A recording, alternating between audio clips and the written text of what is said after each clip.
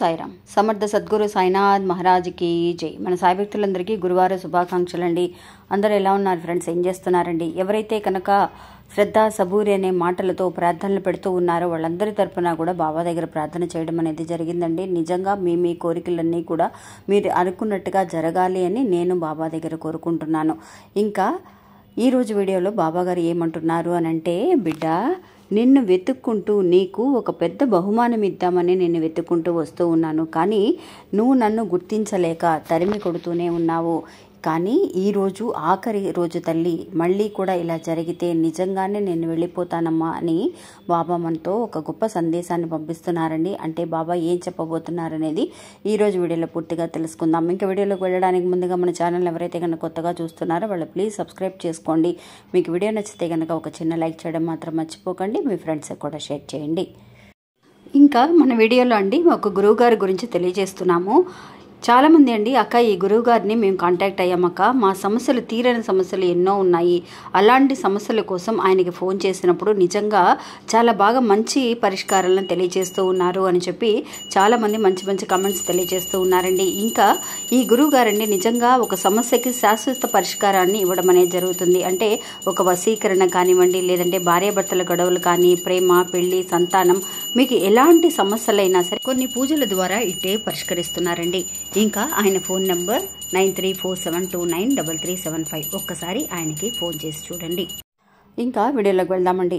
ఎప్పుడు కూడా అండి బాబా పంపించే సందేశాలన్నీ కూడా ఈరోజు మనం ఏ సిచ్యువేషన్లో అయితే ఉన్నామో అందుకు తగినట్టుగా, అందుకు సంబంధించిన విషయాలుగా మనకి ఉన్నాయండి. ఎందువల్లంటే ఈరోజు గురువారం అండి. నిజంగా అందరము కూడా బాబా దగ్గర నుంచి ఒక గొప్ప శుభవార్త వస్తుంది, బాబా మనకు ఒక గొప్ప బహుమానం అనేది మనకి ఇస్తారు అని మనం ఎదురు చూస్తూ ఉంటాం. ఎందువల్లంటే గురువారం అంటేనే మన ఇంట్లో అందరిళ్లలో పెద్ద పండగలాగా చేసుకుంటూ ఉంటామండి. అలాంటి సమయాలలో నిజంగా బాబానే మనల్ని వెతుక్కుంటూ ఒక బహుమానం ఇవ్వడానికి వస్తే కనుక, మనం గనక బాబాని గుర్తించగలిగితే నిజంగా ఆ బహుమానాన్ని బాబా ఇచ్చి ఆయన్ని సంతోషపెట్టొచ్చండి. ఒక్కొక్కసారి మనం బాబాని లేకపోతూ ఉంటాం. అంటే బాబానే స్వయంగా వస్తారా, లేదంటే వేరే వాళ్ళ రూపంలో వస్తారా అనేది మనం గమనించగలగాలి. బాబా స్వయంగా రాలేరు కాబట్టి ఆయన్ని చూడగలిగే శక్తి అనేది మనందరికీ లేదండి. ఎందువల్లంటే ఆయన మహానుభావుడు కాబట్టి ఆయన వేరే వాళ్ళ రూపాలలో మన దగ్గరికి రావడానికి ప్రయత్నిస్తూ ఉంటారండి. అందువల్ల ఒక భక్తురాలికి బాబా తన దగ్గర అడిగిన కోరికని తీర్చడం కోసం, ఇవ్వటం కోసం స్వయంగా వెళ్ళినప్పుడు ఏం జరిగింది అనే విషయాన్ని ఈరోజు తెలుసుకుందామండి. ఒక బాబా భక్తురాలండి, ఆవిడికి సొంతిల్లు కొనుక్కోవాలి, సొంతిల్లు కట్టుకోవాలి అని చెప్పి చాలా ఆశ అనమాట తనకి. నిజంగా వాళ్ళు చాలా లేని వాళ్ళే అండి. అయినా సరే కొంచెం కొంచెంగా చేర్చి పెట్టుకుంటూ వస్తూనే ఉందండి. తనకి ఏ రోజైనా సరే, ఎప్పటికైనా సరే తన కోరిక అనేది నెరవేరుతుందని ఒక నమ్మకం తనకి. అలాగా బాబాని ఏదో ఒక రూపంలో రోజు కూడా బాబాతో మాట్లాడుతూ ఉంటుంది. ఏదో ఒక రకంగా బాబాతో మాట్లాడానన్న ఒక తృప్తిని తను పొందుతుందండి. అలాంటిది ఒకరోజు ఏమవుతుంది అని అంటే, ఆ రోజు గురువారం అండి. గురువారం నాడు మనం ఎప్పుడు కూడా బాబాకి ఇష్టమైన పలహారం మనం చేసి పెడతాం.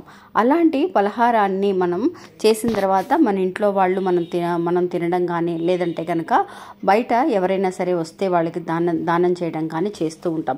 కొంతమంది ఏంటి అని అంటే, బాబా కోసం చేసిన పలహారం పూజ అయ్యేంత వరకు కూడా ఎవరికి పెట్టకూడదు, ఎవరు తాకకూడదు అని చెప్పి చాలా నియమనిష్టలతో ఉంటారండి.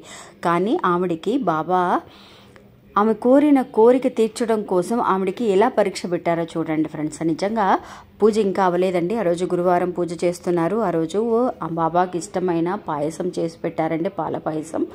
అలాంటి పాయసం కోసం బాబా 3 విధాలుగా ఆవిడకి ఒక పరీక్ష అనేది పెట్టడం అనేది జరిగిందండి. ఎలాగానంటే, ఆవిడ బాబాకి పూజ చేసుకోవడం నైవేద్యం అనేది రెడీ చేసి పెట్టిందండి. ఇంకా దీపారాధన చేయలేదు. దీపారాధన అంతా అయిపోయి హారతి అంతా ఇచ్చేసిన తర్వాత కదా మనం ఆ ప్రసాదాన్ని ఎవరికైనా ఇస్తాము, లేదంటే మనం స్వీకరిస్తాము, అట్లా జరుగుతుంది. కానీ ఒక్కొక్కసారి పరీక్ష అనేది చాలా కఠినంగా ఉంటుందండి. అలాగా 3 సార్లు ఇలా జరిగిందండి తన విషయంలో. ఎలాగా అనంటే, నిజంగా అక్క నా చేతుల మీదుగా నేనే మిస్ చేసుకున్నాను, నేనే వదులుకున్నాను ఇలాంటి గొప్ప అవకాశాన్ని అని. తన సొంత ఇంటి కళ అనేది నెరవేరడానికి చాలా కష్టపడుతూ ఉన్న తనకి బాబా లేదు నీ వల్ల అవుతుంది అని చెప్పి నన్ను ఇంతవరకు తీసుకొచ్చారక, కానీ చివరి క్షణాలలో నేను బాబాని అర్థం చేసుకోలేకపోయాను అని.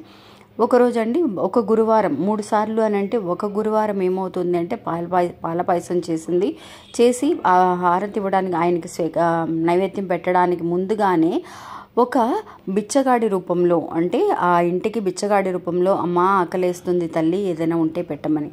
నిజంగా ఇంకా కూడా వాళ్ళు అన్నం అది ఇంకా ఏమీ రెడీగా లేదండి, పాల పాయసం మాత్రమే ఉందన్నమాట. ఆ అరుపులు బయట నుంచి అరుస్తూ ఉన్నారు ఆయన.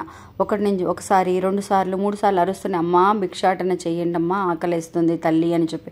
ఎంత అరిచినా కూడా ఆ అరుపుల్ని ఎవరు వినిపించుకోలేదండి. కానీ తనకి మాత్రం వినిపిస్తున్నాయి, ఎవరో పిలుస్తున్నట్టుగా.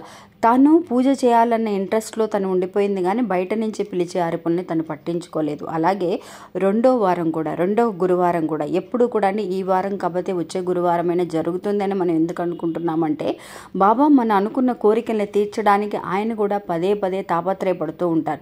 ఎందుకు ఒక దాన ధర్మాలు చేయాలని అంటూ ఉంటారు మనల్ని. మన కర్మ అనేది తగ్గించడం కోసం, మన కర్మఫలం అనేది ఈ వారంతో తగ్గిపోతుంది అంటే ఈరోజు ఒక చిన్న దాన ధర్మం ఏదైనా చేసినా సరే, ఒక మంచి పని ఏదైనా చేసినా సరే ఆ పుణ్యం అనేది మనకి రావడం వల్ల మన కర్మం అనేది తగ్గుతుంది అనేది మనకి శాస్త్రాల్లో చెప్పబడుతుందండి. అలాగే ఆ రెండవ వారం కూడా తను చపాతీలు చేసిందండి, బాబాకి పెట్టాలి అని. బాబాకి ఇష్టమైన చపాతీలు చేసింది.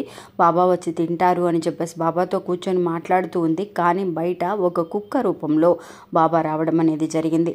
ఆ గుమ్మం ముందే అండి ఎప్పుడూ రాని ఒక కుక్క వచ్చి అరవడం అనేది తను గ్రహించగలుగుతుంది. కానీ అదే బాబానే అలా వచ్చారు అన్న విషయాన్ని తెలుసుకోలేక ఆ చేసిన చపాతీలని ఆ కుక్కకి పెట్టలేక బాబాకే పెట్టాలి నైవేద్యం అనేది తిన్న తర్వాతే ఎవరికైనా అని అన్నట్టుగా ఆరతి ఇచ్చేంత వరకు కూడా పట్టించుకోలేదండి. ఆ కుక్క అరిచి వెళ్ళిపోయిందండి. ఆకలితో అలమటిస్తూ ఉన్న ఏ జీవికైనా సరే ఫస్ట్ మనం అన్నదానం చేయడం అనేది ముఖ్యమండి.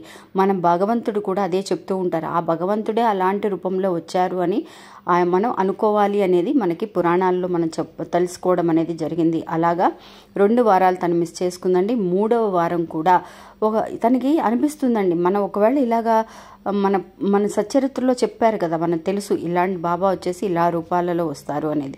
అలా 3వసారి ఖచ్చితంగా బాబా తనకి తెలిసే విధంగా మనకి పరీక్ష పెడతారండి. 3 సార్లు కనుక మిస్ అయిపోయింది అని అంటే మనం చేయి జార్చుకున్నట్టే. అలాగే తన కర్మఫలాలు అలాగే 2 వారాలు అయిపోయింది. 3వ వారం కూడా బాబా అనేది వేరే రూపంలో రావడం అనేది జరిగింది. ఆ అటువైపు వెళుతూ ఉన్న తెలిసిన ఆవిడ రూపంలో అంటే పక్కన నైబర్ అనమాట ఆవిడ, ఆ నైబర్ రూపంలో రావడం అనేది జరిగింది. అమ్మ ఏం చేసావు ఈరోజు వంటలు? మా ఇంట్లో వంటలు ఏం చేసుకోలేదు, మా ఇంటికి కొంచెం చుట్టాలు వచ్చారు, నీ ఇంట్లో కొంచెం పాలు ఏమన్నా ఉంటే ఇస్తావా అని చెప్పి అడిగిందంటండి ఆవిడ. అది కూడా బాబానే అనమాట. అలాగా ఇంట్లోకి ప్రవేశించారు బాబా. ప్రవేశించి తన చేతుల మీదుగా ఏదో ఒక దానాన్ని తను ఎలాగైనా సరే పొందాలి అని బాబా ఈ రూపంలో రావడం, అలాగ అడిగిన ఆవిడికి లేదనకుండా ఆవిడ పాలు అనేది ఇవ్వడం. అంటే బాబాకి ఆల్రెడీ తీసి పెట్టేసింది నైవేద్యం కోసం, ఆ పాలని అడిగి తీసుకొని వెళ్ళిందండి. అడిగినప్పుడు ఆవిడ ఇవ్వడం అనేది జరిగింది. ఆ విధంగా కర్మ అనేది తను తగ్గించడం కోసం బాబా మనల్ని ప్రయత్నిస్తూనే ఉంటారండి. అలా కూడా 3వసారి కూడా తెలుసుకోలేకపోతే నిజంగానే బాబా తిరిగి రాని క్షణాలలో మనం చూడాల్సిన పరిస్థితి అనేది ఉండేది. తిరిగి రావడానికి అవకాశం లేని క్షణాలు అనేవి మనం చూడాల్సి ఉండేది. అందువల్ల నిజంగా ఎప్పుడు కూడా అండి మనకి పూజ సమయంలోనే ఇలాంటి పరీక్షలు జరుగుతూ ఉంటాయి. ఒక్కసారి మనం పరీక్షగా గుర్తించగలిగితే పూజ చేసే సమయంలోనే, నైవేద్యం పెట్టే సమయంలోనే జరుగుతూ ఉంటుంది. బయట నుంచి కాకి అరవడం కానీ, కుక్క అరవడం కానీ ఆకలితో. అలాంటప్పుడు మన పూజ అయినా అవ్వకపోయినా భగవంతుడితో చెప్పి, అమ్మా నేను ఈ తప్పు చేస్తే నన్ను క్షమించు, బయట ఇలా ఆకలితో ఒక జీవి అలమటిస్తుంది, నేను వెళ్ళి వాళ్ళకి ఆ నైవేద్యాన్ని పెట్టొస్తాను తల్లి అని చెప్పి భగవంతుడికి చెప్పి మనం పెట్టొచ్చండి. అలా చెప్పకపోయినా బాధ లేదు, భగవంతుడు మనల్ని అర్థం చేసుకుంటాడు. అలా ఎవరైతే కనుక ముందుకు వస్తారో వాళ్ళ కోరికలే ఫస్ట్ తీరతాయంటండి. ఇది అక్షరాల నిజం. అందువల్ల ఎవరు కూడా ఇలాంటి అవకాశాన్ని, ఆ సొంతింటి భాగ్యాన్ని ఆ 3వ గురువారం అలా తను చేయడం వల్ల తన కోరికను తీర్చుకోగలిగిందండి. అలాగే ఈరోజు బాబా మన ఇంటికి గురువారం నాడు ఒక బహుమతితో రావడం అనేది జరుగుతుంది. మళ్ళీ వచ్చే గురువారం కూడా మీ కోరిక తీర్చడానికి బాబా ఏదో ఒక రూపంలో రావడం జరుగుతుంది. అది కనుక మీరు గుర్తించగలిగారు అని అంటే ఖచ్చితంగా మీ కోరిక కూడా తీర్చి వెళ్ళడానికి అవకాశం అనేది ఉంటుంది. కానీ కొంచెం మనం చాలా వరకు కూడా పరీక్ష చేస్తూ ఉండాలి. ఎవరిని కూడా నిర్లక్ష్యం చేయకుండా పూజ చేస్తున్నాం కదా అని చెప్పి నిర్లక్ష్యం చేయకుండా మనం గమనించగలిగితే బాబాని కనిపెట్టగలుగుతాం, చూడగలుగుతాం, మాట్లాడగలుగుతాం. ఇంకా ఇది అండి ఈరోజు మన వీడియో. ఈ వీడియో కూడా మీ అందరికీ ఒక నమ్మకాన్ని, ధైర్యాన్ని ఇస్తుందని అనుకుంటున్నా. నచ్చితే కనుక ఒక చిన్న లైక్ చేయడం మాత్రం మర్చిపోకండి. మీ ఫ్రెండ్స్ అందరికీ కూడా షేర్ చేయండి. నమస్తే, సాయిరామ్.